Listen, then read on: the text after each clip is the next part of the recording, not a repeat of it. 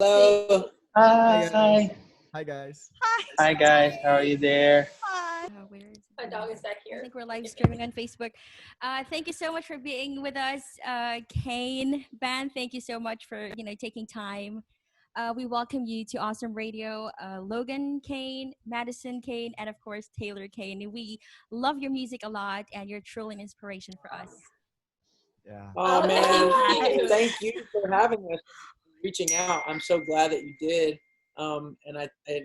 You're perfectly named. Awesome Radio is awesome, and it is run by awesome people. I can tell already. So thank you guys so much. Yes, Thank you. Wow.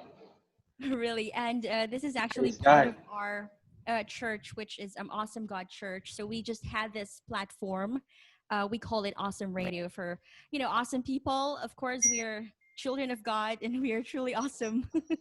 Yeah. Yeah, come on, you guys are awesome.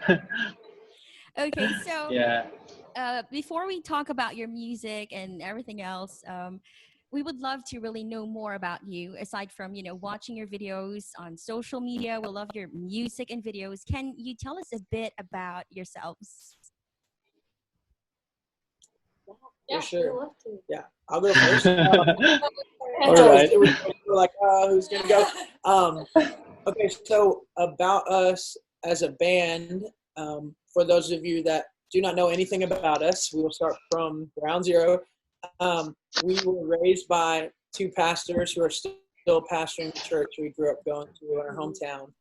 And so anybody who, like us, are pastors' kids or grew up in church, music is a part of everything you're doing, and it is a master class in music because you are thrown into situations on a weekly basis that no training could prepare you for. And so we learned music almost out of necessity, but both of our parents were musical. Our dad was he was an evangelist, so he would play and sing and speak. And so it runs deep in the family, but it really wasn't something that we thought would be a career for us because being a musician just didn't feel realistic. It seems like the world is asking us to be realistic all the time and to give up on things like a dream of a music career. So we pursued music strictly as worship our whole lives up until we finished going to college together. And then I will pass the story to someone else. Yes, yeah. So we moved to Nashville. I was just going to get a marketing job. We were just going to kind of move on with our lives. And our grandfather was like, hey, I have a few connections in music. So we're like, okay, we'll give it a shot. And we spent several years pursuing country music, different types of music, writing for that until we realized like, wow, we're so unfulfilled by this. We're like, we had some success. We traveled, we toured all over, but our personal lives had just kind of fallen apart in pursuit of this dream that we didn't even grow up listening to country music. We grew up listening to Christian music. So our grandfather worked in country music, and so we thought, okay, like here's a stage that maybe some Christian people could stand on. And so it wasn't that we didn't want to do Christian music. We really just wanted to kind of honor the help that we were offered. But after 5 years of that, it was like, why don't we just make the music that we listen to? Why don't we make the music we love? And so we just plugged ourselves into our church. It's called The Hills, Nashville, and kind of just went back to our roots of being obedient to Christ and just saying like, okay, we're going to serve and we're just going to sing worship songs to God. And honestly, it was out of that this whole thing took off. Absolutely. And we kind of gave up on music and was like, all right, like let's not try to pursue music. Let's just be worship leaders. And then everything that we wanted kind of came back to us by letting it go, Yeah, So right. that's where we are now. We're like, we're fresh into this career, and it's unbelievable to me that we have music that you guys have heard. I'll just never be able to get over that. That's so awesome. I will never take that for granted. And I think too, like for anybody watching, anybody listening, it really was when we opened our hands and said, okay, I'm not in control of this. And if it is only ever being a worship leader at a church that I love, that is enough for me, that things started to roll for us. And so I think that it's just like a daily reminder for us that like, I'm not in control of this. It is not by my might or my power, right? It is not like, it is God opening doors and orchestrating. And so the fact that I'm sitting here talking to you isn't, and you said to us in our messages, an answered prayer. This is an answered prayer for us more than you can imagine, because I never wanted to be a star. I never wanted to do. And so now I'm in a position again where it's not about us. It's not about me or Taylor or Madison. Yeah. All it is about is these songs that God has given to us to sing about Him, and the way that it lands in other people's hearts and spirits. Like, that has been such a blessing. Yeah, that's really true. You're such an inspiration, especially to, the people like us. We are actually in a music ministry too. We are musicians, we are worship leaders. Our music director is here. He is our drummer, and we worship. So we love to, sing our songs, because I think it's so wonderful, the message of the songs that are so,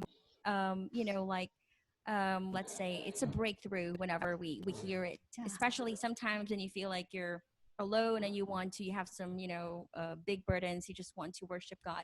So it's so wonderful, and we're so happy and thankful that you came here right now to talk about these things. And I believe that God really is moving in a very miraculous way, unbelievable way. So yes, it's wonderful to really get to know you more. Yeah, we've been listening to your music, and it is truly an inspiration for us. So can you share with us who inspired you and what inspired you to do music or form the band? Yeah, absolutely. So inspiration, I think, we talked about our dad sort of being an artist as well as being a pastor. I think that I will always look to how my dad wrote songs and how he treated every worship opportunity as such, because the phraseology of saying like a concert feels foreign to us. Like, I love the fact that every time we play, it is kind of intently to be worshipful. But I think we grew up listening exclusively to Christian music. And so our influences run all the way. I mean, Avalon, Stephen Curtis Chapman, and Michael W. Smith, and Mark Hall. And it's just like, go down the list. And, when we were pursuing country music, I was having to pretend that my influences were all these country stars. I did not listen to it. I grew up listening to worship music. And so as far as creating a band, I mean, I feel that like I said earlier, it wasn't our intent to do so. But when we started playing music together in a worship setting, we realized, okay, maybe, to make good on this gift that God has given us, right? Not to make it about us or what we're doing, but to say like, okay, it would be a shame if God gave us the ability to write songs and perform them to just choose a different path. So I think that was really the motivation, was to lay down the dream of being a star or whatever, but also to lay down the security of a paycheck, and to lay down the security of knowing where your money's going to come from and being able to control your career. The life of being a worship leader is very much like we are along for the ride. You guys know this as musicians as well, that you can try your absolute best and it may not result in the result that you want. And so to be willing to say, okay, Lord, I'm just going to trust that whatever this is going to be better than what I could create for myself. I think that's been hard, but that's what we wanted to do. I was going to chime in too and say, we're from Alabama originally. And so those Southern influences, and it's really cool to look back at the path that God kind of took us on. We went to Muscle Shoals, which is just like the home for blues and R&B. And, in Rise Up, we've got those big choir vocals. It's just cool to see that, like, even in any genre of music we work through, singing to God, He's using all of that. So our influence really, primarily Christian. Like, we get to meet Matthew West tomorrow. Yeah, we're opening for Matthew West. Just like all these awesome artists. And I want to meet you guys someday too. It's so cool. Wow. Of course. That's so cool too. Yeah. Wow, amazing. So since we're talking about your inspiration in music, I just want to ask, how do you arrange the songs that you sing? Good question. That's a good question. We don't get that a lot. I know. We take a lot of time arranging the songs, especially when we cover songs. Like we did a cover of Never Lost and Great Things, Yeah. and we wanted to not just regurgitate what was already there. We wanted to try to Yeah. if a boy is singing it, let's make a girl sing it. Or if it's typically like just a straight beat for Great Things, we try to make it halftime and have a different kind of swing to it. So I definitely feel like in arranging, we try to do like make sure our dynamics are so where we're not just one level all the way across where we have big build ups and drop offs and stuff. I agree. I think that you guys are musical as well. You've said that, and as worship leaders, a lot of Christian music is the same 3 or 4 chords. It's a very similar, and so it's easy to sort of get into this lull, right? But I think to keep it interesting, we always want to do that. Like you said, we want to try to look at, okay, what is the standard path and where can we deviate in a way that, because I feel like that makes room for the Spirit to move. When you, sometimes people want something familiar, but sometimes when you do something that's different, it pushes them into a space that is unfamiliar and kind of can bring them into a new sort of attitude and mindset. So I think that is meaning dynamics are super important to us, and we always are trying to keep it shaken up. Yeah. So Yeah, your harmony is so good. Yeah. Yeah, is it like when Right, sweet. Sorry. yes. So when you do a music, like you release a new single, do you consider like, because it's so unique that you're putting a country taste to your Christian song, to the contemporary music. So that's also one thing that is really wonderful about you guys, your songs, that you are putting this kind of country style. So is it one of your focuses whenever you release a single, or it just happened to be like that because it's your style?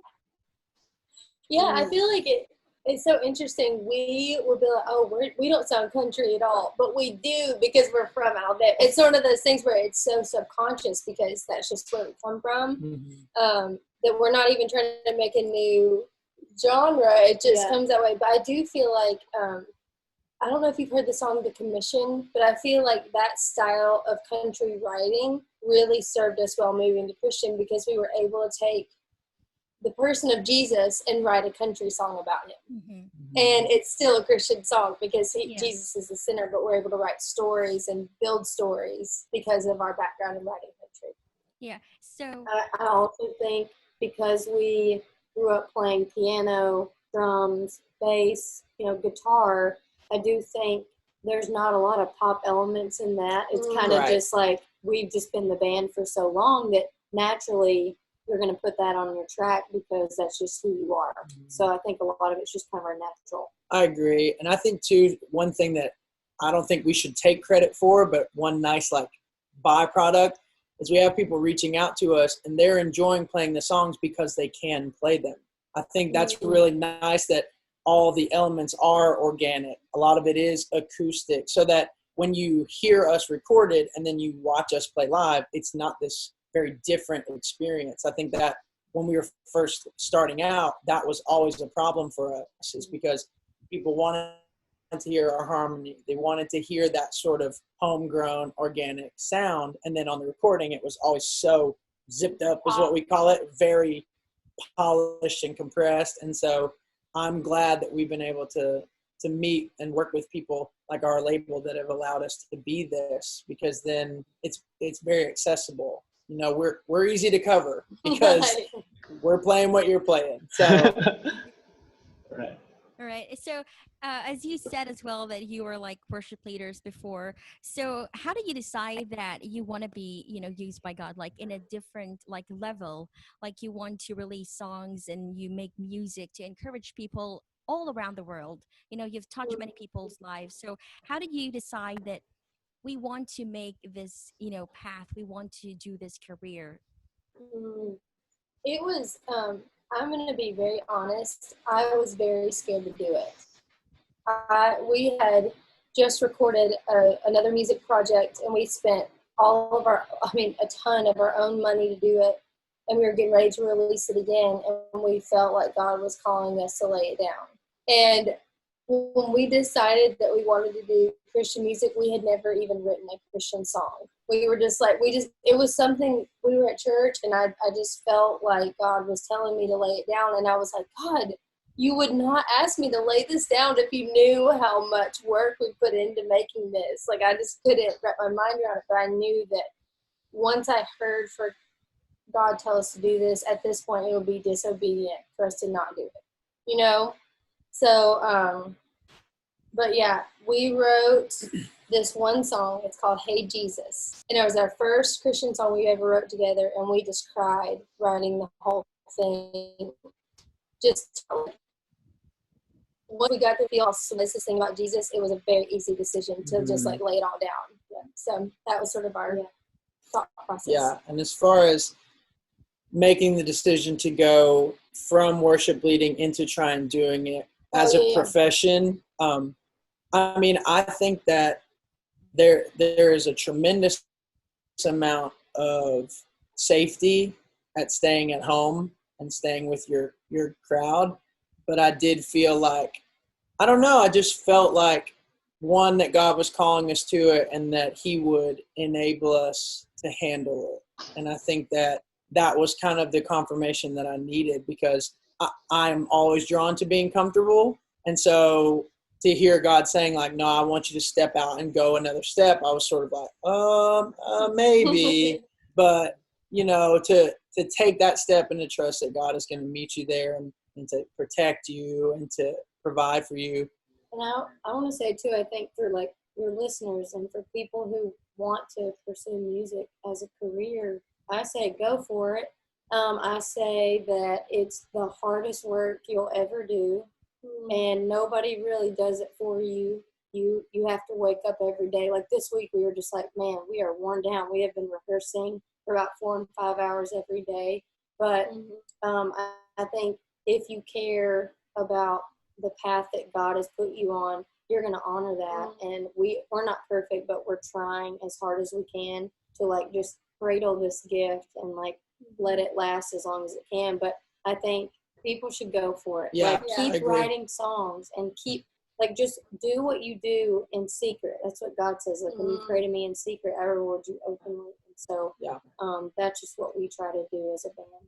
I think that, I'm sorry, I just keep talking, but I think that is the biggest myth that I believed, is that once I got to a certain level, that people would do things for me. You know what I mean? I think that I felt like, okay, well, once I get to do on the radio, or once I get to this, then my career actually starts. But the truth is what you do every day, practicing your songs, writing your songs, singing your songs, it never changes. Right. Yeah.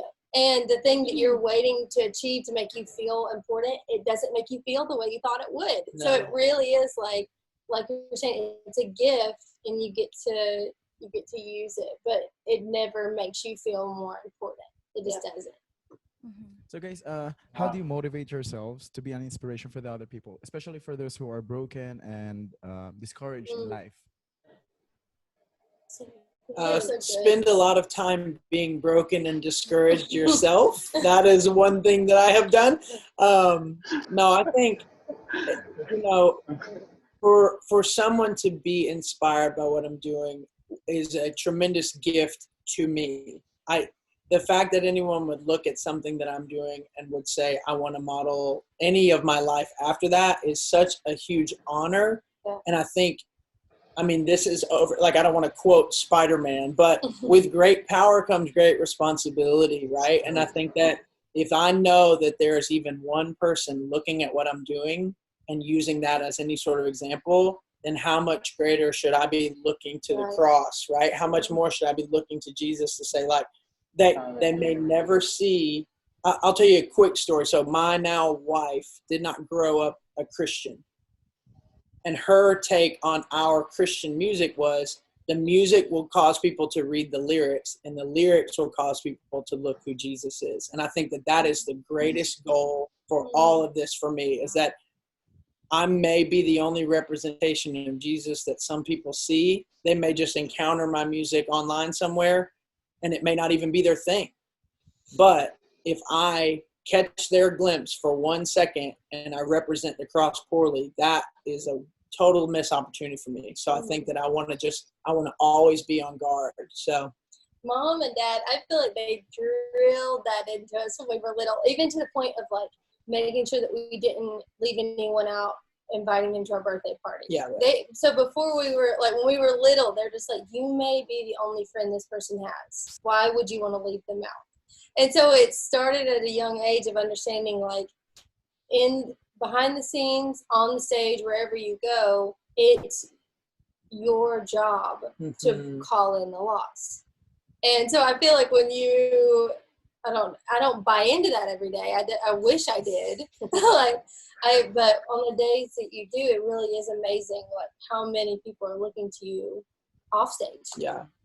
And I think too, like anybody that might be inspired by me, who knows who they will encounter? Who knows, their reach may ultimately end up being bigger than mine. And so I want to encourage, you were talking about how do you inspire people that feel broken and feel damaged. And I think I always want people to speak and to be empowered to do so, because they will speak to people that I'll never get to. And their story is so important. This may be reversed, but I have this tattoo on my arm that says "You are more," and that is like my message to the world and to everyone that would ever hear me speak, is just that whatever you think you are just so much more than that. And so, I don't know. I mean, that's a great question. I hope we are being a good inspiration. Certainly, I don't know if we are. Yeah, you are. One more question. Have you ever encountered challenges or trials in your career or ministry? So many. To overcome. This year has Oh, been really? so I'm glad hard. Come on. We were on tour. I don't know if y'all know Zach Williams, but we are huge fans. And then we were on tour with Zach Williams and We the Kingdom. And when this pandemic happened, everything got canceled. So it was just like everything that we were looking forward to promote this. We had done 5 shows, and then our song was going to go to radio, and it was kind of just like the perfect setup. We would be touring while our song's on the radio, and none of that happened. We had to sit inside like everybody else, and thank God all of us are healthy. We don't have many complaints, but I think when you feel like, oh, this is the breakout moment for us, and then you're just wearing sweatpants and eating all day every day, and you're not pursuing music. I don't know. I feel like, honestly, we're joking, but like it did feel like depression set in a little bit. Kind of like you feel so clearly like, God, I thought that you wanted us to do this. Why yet another roadblock that this isn't going to work? It's like the devil plants those bad thoughts in your mind. I was just wondering, I'm like, okay, God, are you ever going to let us have this? Like, I really was just wondering, like, okay, is this yet again another sign that we can't do it? I have to keep laying this down. But that's not true. That definitely tested our faith to be like, okay, if your whole purpose is to sing songs that point people to Jesus, you don't need a tour to do that. Right. Is it enough? Right. Can it be enough just to sing to God and just to be where He has you? And I think we're there. I feel like we got over it, but we were really sad. I would say in every season of my life, trials and challenges have always looked like unmet expectations. And I think that one of the biggest things that I'm trying to teach myself and learn is that if I will stop setting expectations on anybody other than God Himself, then I will stop being let down when I don't meet my own expectations. So when I thought this career was about to take off and it was going to mean this and it was going to turn into that, and all of that was taken away, and I was floored.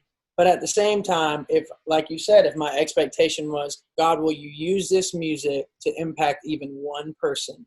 He has met it exceedingly abundantly above, right? And so I think it's just teaching me, like, I am challenging myself when I set these expectations for me to achieve. In reality, if I will just put my expectations in the right place, I think it has been less challenging. A lot of people, maybe they think and they see God, their Father, as someone who doesn't really care about the details. But in our personal experience within the last 6 months, God really cares about the details. And He has pushed this song all across the world. without, we haven't been able to do any of it. Mhm. So it really is like, there's always a trial, but thank the Lord that it pushes us to look at Jesus, and it's Mhm. like He's doing it. He's always the one that's doing it. It's never been us. Yeah. Right, just like your song, "Rise Up, Lazarus."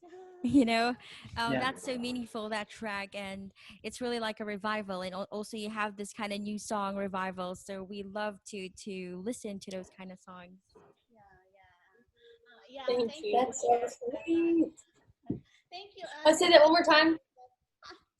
Thank you guys for having us and for Yeah. giving us an opportunity. Like, Do you have we like, had no idea that our music would ever make it to you Yeah. wonderful people yeah? at Awesome Radio and Awesome God Church, Thank but you. here we are. Do you have So any thank like message for other people who are, passionate and making music, but sometimes, encounter these problems and frustration? For example, they might be losing hope, or they get discouraged because of the pandemic, the global crisis. So what is your message to the, worshipers and to the people out there?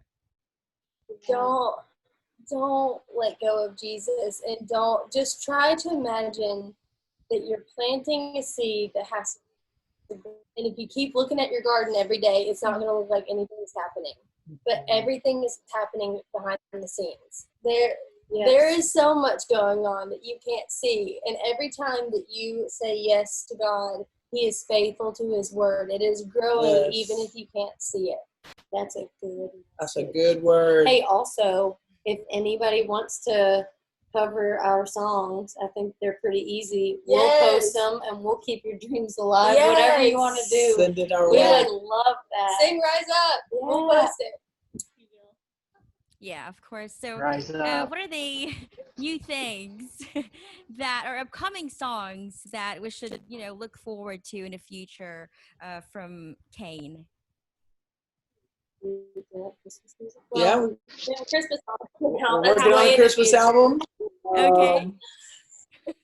I think there are plans for us to finish this EP and make it an album. I don't know Right. a date on that. Yeah, I don't know for all of you. I know we're on Facebook now. We have a Facebook page. We have an Instagram. We have a TikTok. We have and all that comes directly to us. That is the reason that we're sitting here on this call with you, right? Is that you guys have direct access to us, and so it is super encouraging for us during this time to hear from you. And if you want to go find us and send us a message on Cain the Band, wherever you can find us, that we would love to talk to you. And we're all just trying to lock arms and trudge Wow. through together. Yeah. So And thank we you just, guys we just for your watched a time. video on TikTok, like you're you're doing this, the practices. Oh, the Wall, wall yeah. It helped. So, That was actually good. so yeah, thank you so much for sharing all this, message, Yeah. a message of hope, and truly your inspiration. Yeah, some people are actually requesting if you can, just give a little bit of sample. Yes. Okay. What you want us to say? This is impromptu. This is like I hope I don't blow everyone's speakers out. On my headphone listeners, I urge you to turn down a little. I sing very loudly.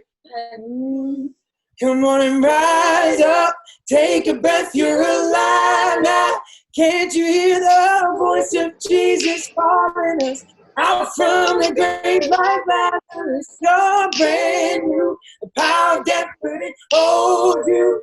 Can't you hear the voice of Jesus calling us out from the grave like Lazarus? woo! Yay! Thank you. Thank you. You are awesome. Thank You you. sound amazing, guys. Thank you so much. And yes, once again, everybody, the people are watching right now, the Cain Band, Logan Cain, Madison Cain, and yes, Taylor Cain. Thank you so much for being, here with us, for joining us. Can't wait to meet Thank you you, in guys. person one day. It's God gonna bless you happen. all and your ministry. God bless you. We'll talk soon. Thank you. Yeah, sure. Yeah. Bye-bye. Bye, guys. Bye. Bye.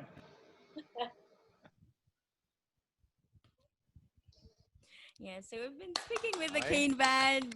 God bless everyone.